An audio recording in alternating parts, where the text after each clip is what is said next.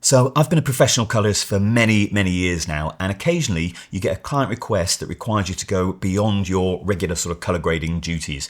And this has just happened to me this week, so I thought I'd record this episode and share with you the techniques that I used to get around this issue. So the problem we had was it was a music video and the lead singer, the lead artist, had a scar on her lip and she wanted it removed for the whole video. So I needed to find a technique that was going to work reliably and consistently. And I'm going to share that with you in this episode. Now, I can't show you the actual music video that I worked on because it's not even been released yet, but I can show you exactly the technique I did using another clip. Now, in order to remove this scar and make it look convincing across the whole music video required me to go into Fusion. Now, I'm no expert in Fusion at all. I hardly know anything in Fusion, but I have learned a few really good techniques that I can use in situations like this. Now, usually this sort of thing would be sent to a VFX artist, but because I already knew how to do it in Fusion and we agreed on time allocation in the color grade, I was able to do it really quickly and keep my client happy. So I'm going to use this shot here, and what we're going to do is remove this tattoo. I'm going to use exactly the same techniques that I used to remove the scar in the music video. Let's first of all check this shot, what's happening. So as we play through, you'll see that the arm moves, which means we've got to track the tattoo. And just to show you what's going on with color management, I'm going from Canon so this is Canon log, we're going up to DaVinci wide gamut here, and then I've got a couple of nodes just to keep it simple, and then we're going DaVinci wide gamut down to Rec 709, gamma 2.2 in this instance. And then I've got a balance node here, just taking me from here to here, and then I've got one spare node here. Probably the easiest way to get rid of this tattoo, there's several different ways you could do it, is to go to the patch replacer. So I'm opening up my effects library, come down the bottom here, and if you can't find it, the easiest way is just to go to the search bar, type in patch, and there it is. So I'm going to drag and drop this onto this empty node. Now, there's many tools in here to get really good accuracy, but I'm just going to do this quite quickly and just show you what's going to go on. So this one here, we can change the shape and the size and all that sort of stuff here, but this is going to sit on my tattoo itself. So that's the object I want to remove. And this is the patch that I'm going to sample in order to make it look convincing. Okay, so that's what's happening. So if I switch that off, there's the tattoo and there's the patch replacer. So let's just press play. And you see, obviously it's moving, so we need to track this. So what I'm going to do is go to my tracker. I'm going to use the effects tracker here. So by default, it will be on window. I'm going to go to the effects tracker here, and I'm going to use the new IntelliTrack, actually, not a point tracker. Let's use the IntelliTrack. And what the effects tracker allows me to do is to track effects that have been placed on. So I'm going to press this here to give me a tracking point. I'm going to drag this onto the tattoo. Now, the tattoo will be a really good thing to track, but we can't actually see it at the minute because I've got my patch replacer sat on top of it. So I'm going to switch that off just momentarily. So all I've done is disable it, put that on the tattoo, and then just press track. And that has given us a really good track on there. Put the patch replacer back on. And as you can see, we've done a really good job of removing that tattoo.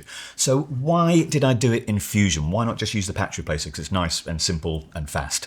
The reason being, during the whole music video, there's obviously a lot going on. So I needed a bit more accuracy than something like this. This is quite sort of large area. You can make it a bit smaller, but the shape and everything, I wanted to use more of a paint type tool to do some proper cloning.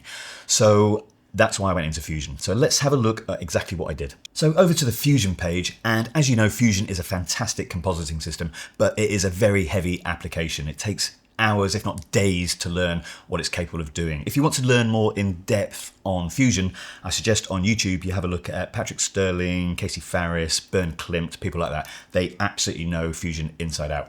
I definitely don't. So I'm going to show you just a few little things that I do know, and forgive my terminology as well. I don't even know what the tools are called correctly, but just follow me step by step. All right, so we've got a media in and we've got a media out. Actually, the first thing you'll notice is from the color page, we're not actually getting the color information. And that is because the Fusion page is processed before the color page. So a quick trick with this, if you want to see it in full color, if you go to the edit page here, you can right hand click on here and say new compound clip. And that then puts a wrapper around it, which puts the information in to the Fusion page. And to undo that, if you want to do some more editing in there, you can right hand click and just say decompose or open in timeline. There's two options in there. Okay, back to the Fusion page. So what I've got is my media in and my media out. So that's basically Fusion in, Fusion out. And anything we do in the middle is our effects work. So Shift and Spacebar brings up the selector tool. And I've already typed in paint because it's the paint tool that I want, and it's the cloning capability of the paint tool that I'm particularly after. This is how I got rid of that scar. That's how I'm going to get rid of this tattoo. So in order to do that, I need to change the tool up here, not to be paint up here, but to be this one, which is clone. And I'm also going to use a single brush stroke from up here and just check my brush size. So I want something, I probably want it about what it is as default actually. I think for the scar, I had that a little bit smaller, and I'm just going to zoom in here a little bit as well. Now, in order to do the cloning, what I need to do is press Option to choose my sample point. So I'm going to do it from very near the tattoo to keep it convincing, and then let go of Option and just start painting. Okay, and I'm going to do the other side, so I'm going to press Option again from this side, and the softness is what's helping blend it. So something like that. Now, I've just actually gone a little bit too far and I've added a bit of tattoo back in, because obviously it's sampling from the source. Something like that. Now, what I'm going to do is I'm going to select all the brush strokes I've just done. I did 3 or 4 different brush strokes there because I need to track this. Obviously this arm moves. So I'm going to group these together. So if I click up here, I'm going to press this, it's going to make a paint group. So I've got paint group 1. And now all I need to do, if you right hand click on the center here, you can say modify with, and I'm going to go to my tracker. This is giving me a tracking point now. And if I go to my modifier, because a tracker is a modifier, then I've got all these tools in here to start doing a really good track. Now the tracker in Fusion is absolutely fantastic. And we've got the IntelliTrack as well. And at the moment, there's nothing actually selected. So I just need to tell the tracker where to get its information from. So I'm going to type in the tracker source. You can type it in, or in fact, I need it to be immediate in 1. You can just drag and drop that word into there. And now you see it's going to track the tattoo. So I'm just going to press track. And it's going to go ahead and do that.